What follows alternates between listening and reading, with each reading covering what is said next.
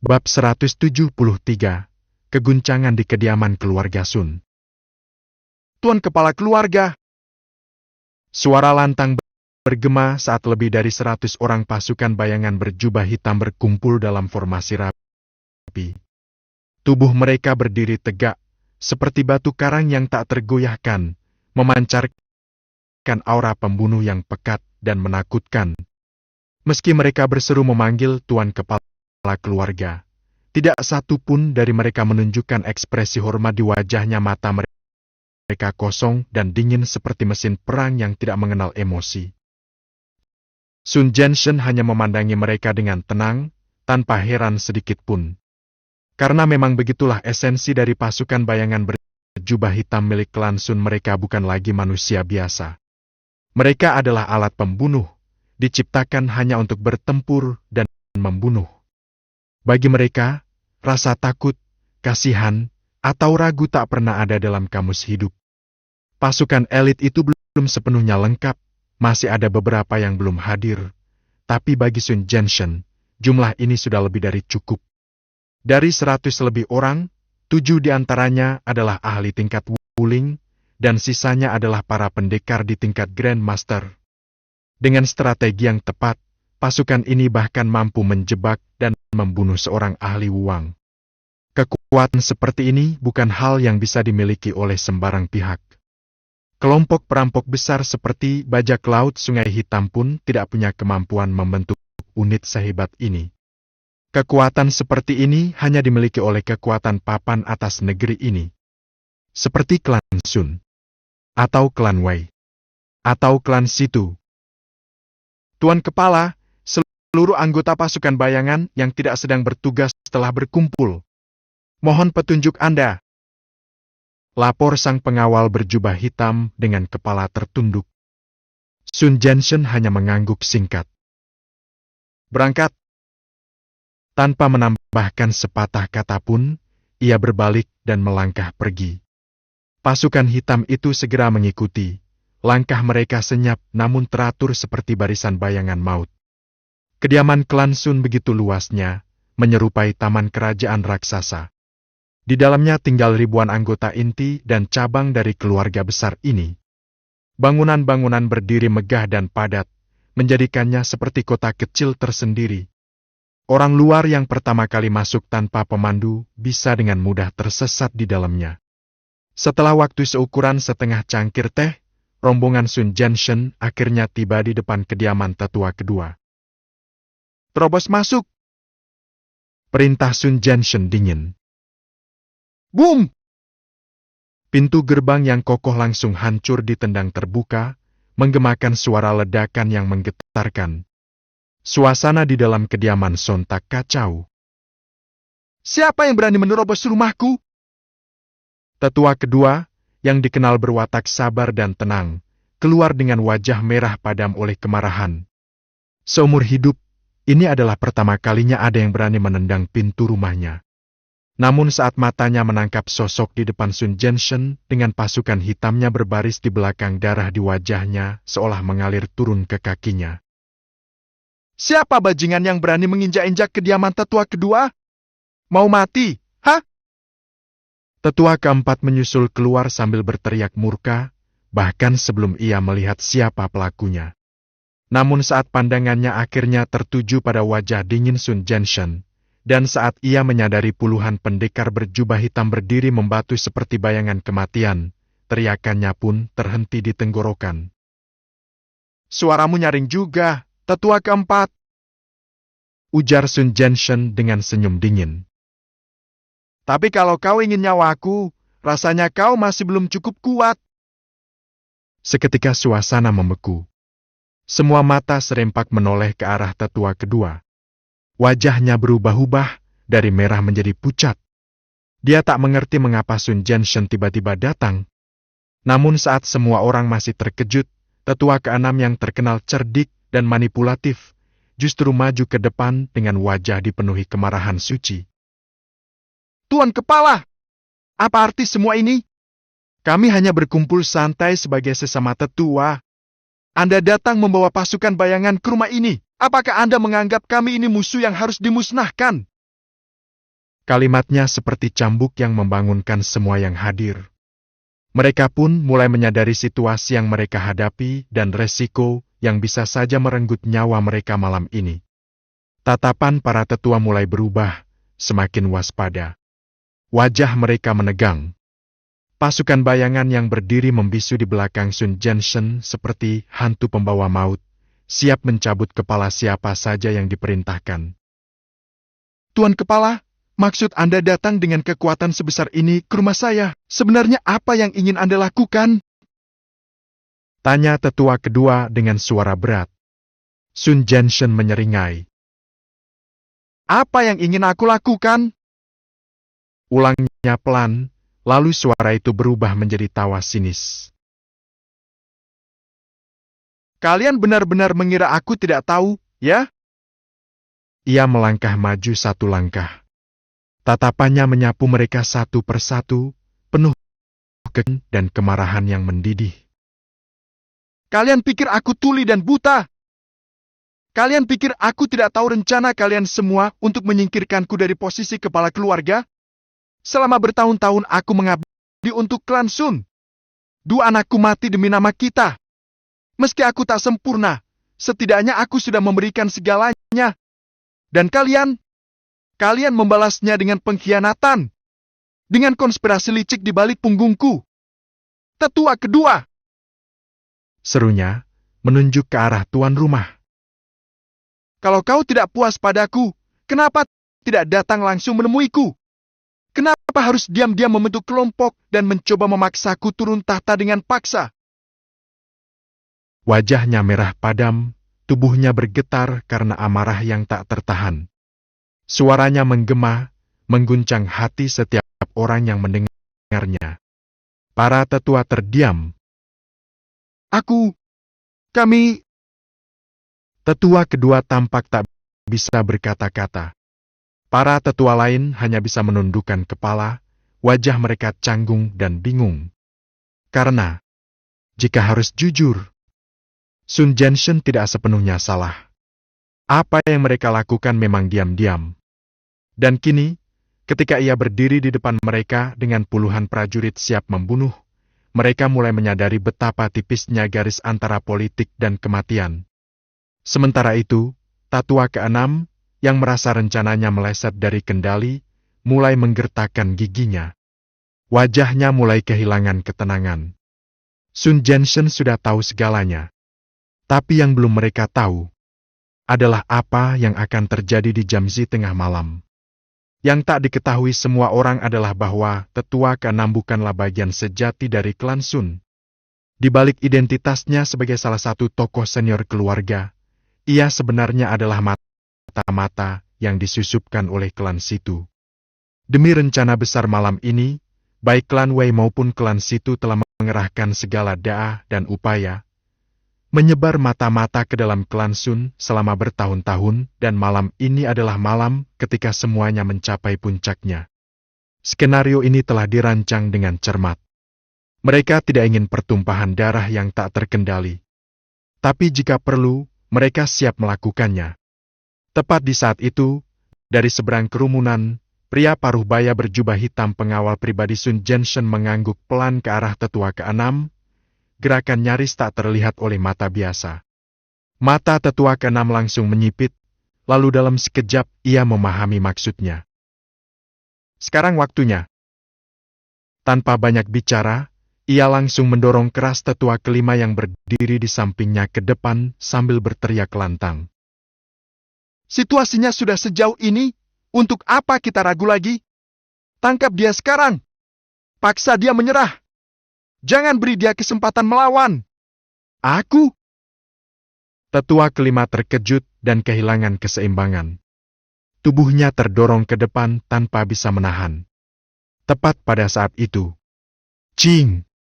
Cahaya dingin berkilat.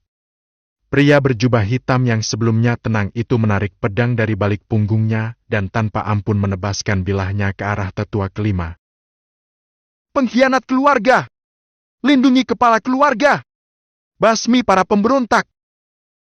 Suara teriakan menggema bersamaan dengan percikan darah menyembur deras ke udara. Kepala tetua kelima nyaris terpisah dari tubuhnya jatuh tak bernyawa ke lantai yang dingin. Semua orang tercengang. Tak ada yang menyangka, pengawal pribadi kepala keluarga pun bukan orang Sun, melainkan agen rahasia dari klan Wei.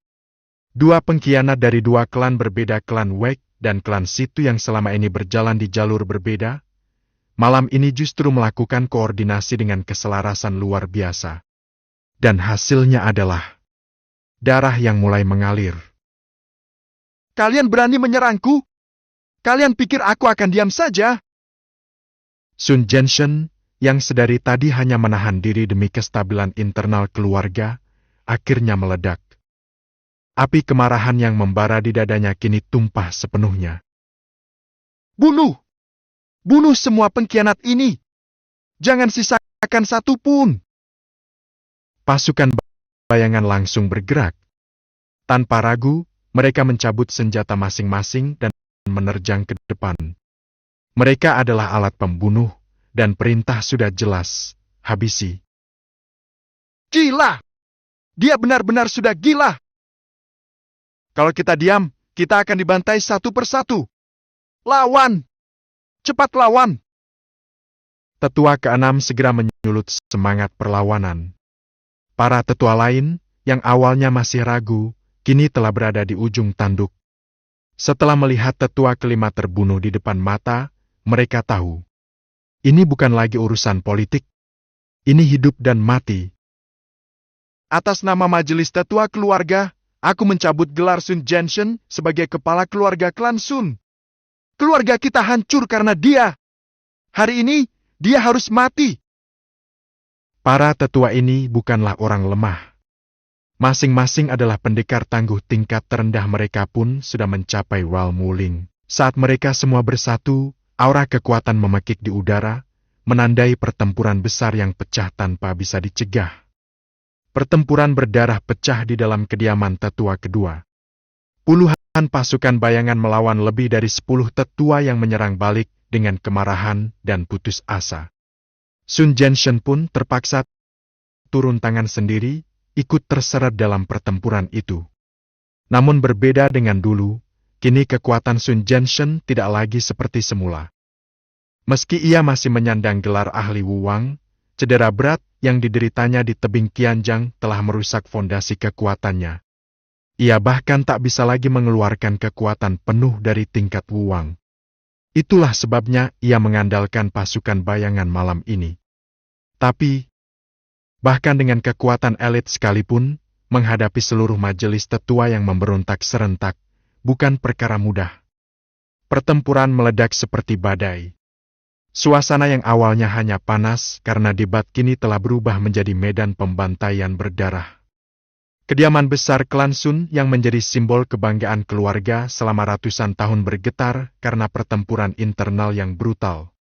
Orang-orang dari faksi kepala keluarga, para tetua pemberontak, dan mereka yang semula netral semuanya terseret ke dalam arus kehancuran. Dan seperti menabur garam di luka, para mata-mata dari klan Wei dan klan Situ yang telah lama tersembunyi kini mulai memperkeruh situasi dari balik bayang-bayang. Mereka menyulut konflik, menyebar informasi palsu, dan membunuh secara diam-diam. Kekacauan menjadi jadi. Kediaman yang menampung ribuan orang itu berubah menjadi neraka. Teriakan, ledakan ki, darah, dan kematian mengisi malam. Semua hanya karena satu hal. Kekuasaan. Dan di tengah semua ini, pasukan dari klan Wei dan klan Situ yang telah lama bersiap di luar tembok, akhirnya mulai bergerak. Bab 174, Serangan dalam gelap malam. Tengah malam, tepat di Jamzi. Udara malam begitu sunyi hingga suara desir angin pun terdengar jelas. Langit gelap, rembulan bersembunyi di balik awan. Jalanan kosong melompong, tanpa satu pun pejalan kaki. Hanya beberapa lentera tua tergantung lesu di bawah atap, berayun-ayun perlahan tertiup angin, menerangi malam dengan cahaya yang redup dan muram. Ser, ser. Angin malam membawa butiran pasir halus, menari di sepanjang jalan bebatuan. Di gerbang besar kediaman klan Sun, beberapa penjaga berjaga dengan malas. Mata mereka mengantuk, tubuh bersandar pada tombak atau dinding, ekspresi mereka kosong dan lelah. Meskipun di bagian dalam kediaman sedang berkecamuk pertempuran berdarah antar faksi, lokasi mereka berada masih cukup jauh dari pusat kekacauan itu. Tidak ada suara keributan yang sampai ke telinga mereka. Bagi mereka, malam ini tampak seperti malam-malam biasa lainnya, dingin, panjang, dan membosankan. Aduh, dinginnya. Gimana kalau kalian gantikan aku berjaga? Aku balik dulu ke dalam, istirahat sebentar. Seorang penjaga muda bernama Sun yang berhidung mancung dan bermata besar, menarik erat jubahnya sambil mengeluh. Beberapa penjaga lain langsung memutar mata mendengarnya. Mimpi indah, Sun Yang. Gua kasih 2 kata, mimpi basah. Iya, kamu baru jaga 3 malam aja udah ngeluh. Masih ada setengah bulan lagi, kamu mau kayak apa nanti? Mau kayak apa? Ya kayak kalian juga. Cuma bisa nyuruh orang. Kalian ini, kalau ngomong sih so akrab, bilangnya brother sejati saling menolong, pas butuh malah pada kabur. Sun yang manyun, memasang ekspresi sebal. Justru karena brother sejati, kita mesti bareng-bareng nahan dingin. Ya tuh, siapa tahu ada orang tolol yang nekat nyerang kediaman klan Sun. Minimal ada kamu, kan kita tambah 1 tenaga. Sun yang mendengus. Otakmu ditenang kuda, ya? Siapa juga yang berani nyerang klan Sun? Kecuali udah bosen hidup. Namun, kata-katanya menggantung di udara. Karena wajah teman-temannya tiba-tiba berubah. Tatapan mereka kosong, tubuh kaku, mata menatap ke satu arah dengan ekspresi ketakutan. Kenapa kalian kelihatan kayak lihat hantu? Sun yang mengernyit dan perlahan mengikuti arah pandang mereka. Dan saat itu juga, seluruh tubuhnya seperti membeku. Dalam bayang-bayang jalanan yang gelap, beberapa sosok muncul perlahan. Langkah mereka tenang dan mantap, mendekat sedikit demi sedikit dari ujung jalan yang remang. Di barisan terdepan, seorang pemuda berdiri gagah. Wajahnya tak terlihat jelas karena gelap, namun tubuhnya tegap, mengenakan pakaian beladiri hitam pekat. Di tangannya tergenggam sebilah pedang panjang yang telah keluar dari sarungnya. Kilau logamnya bersinar dingin di bawah cahaya bulan yang malu-malu menembus awan. Cahayanya seperti kabut kematian yang mengendap di udara. Langkahnya pelan, tapi setiap gerakannya seperti menghantam langsung ke jantung para penjaga. Nafas mereka tercekat, dada terasa sesak, seperti ditindih beban yang tak terlihat. Di belakangnya, gelombang demi gelombang orang mulai bermunculan, seperti bayangan neraka yang tak berujung. Mereka semua mengenakan seragam tempur ketat berwarna hitam. Setiap orang menggenggam senjata tajam, dan aura yang mereka pancarkan begitu menakutkan. Ini apa-apaan? Sun yang terpaku, tubuhnya perlahan mundur. Wajahnya telah kehilangan seluruh warna, pucat pasi seperti kain yang baru dicuci terlalu keras. Menoleh ke samping, ia melihat teman-temannya juga tak kalah panik. Bahkan si penjaga yang paling cerewet tadi, kini wajahnya nyaris menangis. Kak, kita ngapain sekarang? Suara Sun yang serak, lehernya terasa kering. Kita nggak bisa hadapi mereka. Mereka bukan manusia biasa. Sisi mulut sial kini tampak nyaris pingsan. Kalau saja menampar diri sendiri bisa mengubah nasib, dia pasti sudah menampar mukanya puluhan kali. Biar bengkak pun tak masalah asal jangan mati. Cepat, tabuh gong. Bunyikan alarm. Seorang penjaga tua yang masih waras langsung berlari ke arah 2 buah gong perunggu besar yang tergantung di samping gerbang utama. Gong ini sudah lama tak digunakan, bahkan sudah berdebu. Tapi malam ini, itu harapan terakhir mereka. Sun yang melihat itu dan matanya bersinar. Iya, gong. Kalau suara alarm terdengar, setidaknya pasukan dalam bisa bereaksi. Sayangnya, harapan mereka terlalu indah, dan kenyataan terlalu kejam. Maaf. Sebuah suara dingin menyelinap ke telinga Sun Yang. Ia refleks menoleh dan membelalak. Pemuda bersenjata di depan barusan yang tadi masih setengah jalan entah sejak kapan sudah berdiri di depan mereka. Tepatnya di depan si penjaga tua yang hendak membunyikan gong. Serit. Kilatan pedang berkelebat. Cahaya bulan memantul pada bilahnya yang halus, memancarkan sinar kematian. Darah menyembur di udara. Dan kemudian, penjaga tua itu ambruk ke tanah, seketika bersimbah darah. Tangannya bahkan belum sempat menyentuh permukaan gong perunggu itu. Pedang sudah lebih dulu menjemput ajal. Lari! Dua penjaga lainnya yang melihat adegan itu sontak panik. Wajah mereka seputih kertas, suara tercekat di tenggorokan. Bahkan teriakan mereka pun nyaris tertelan oleh ketakutan. Mereka hanya bisa berbalik dan kabur masuk ke dalam kediaman. Namun, mereka terlalu lambat. Baru melangkah beberapa meter, sosok Wei Yi telah melesat keluar seperti bayangan neraka. Pedangnya terangkat dan berkilat di udara. Sekali sabet melintang. CIRASSHH. Darah menyembur liar di udara malam. Kedua penjaga itu terbelah di bagian pinggang.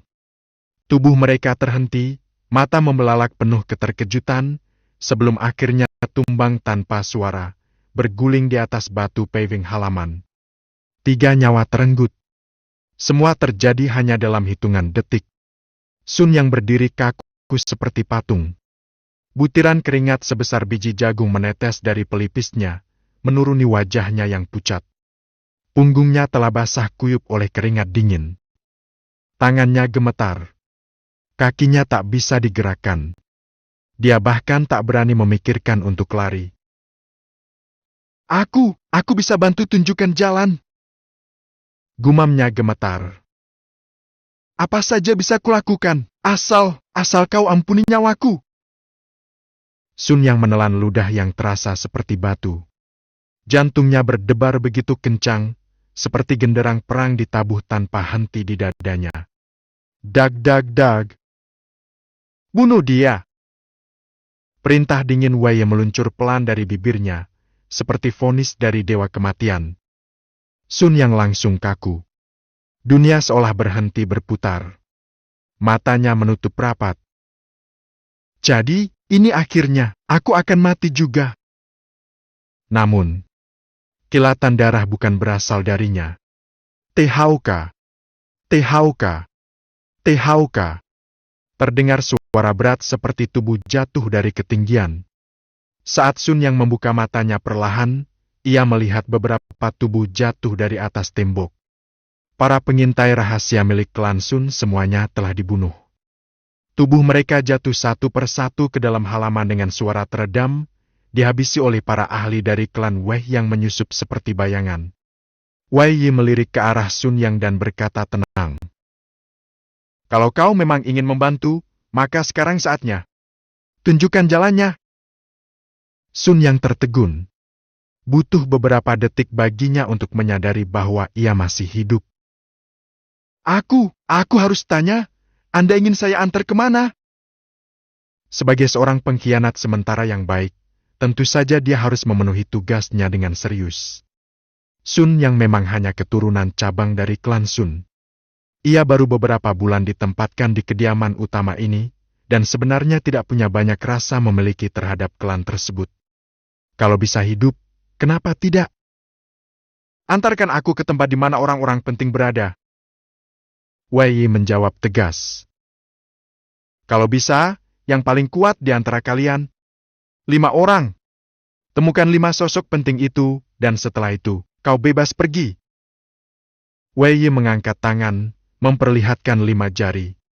Janji yang sederhana, tapi juga dingin. Sun yang segera mengangguk. Baik, akan kulakukan.